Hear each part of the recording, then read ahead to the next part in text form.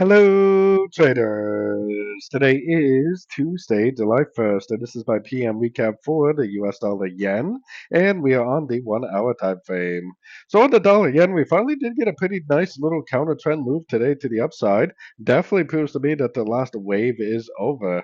Now, if this continues to maintain momentum, goes up and breaks this structure, then that definitely would turn me into a buyer more longer term. The daily time frame would prove to me is in some sort of a move to the upside, which likely would give us several opportunities to go long on the 1 hour and below. But unfortunately, the trend is definitely still down. This push up doesn't really prove to me that anything is over except for this last wave.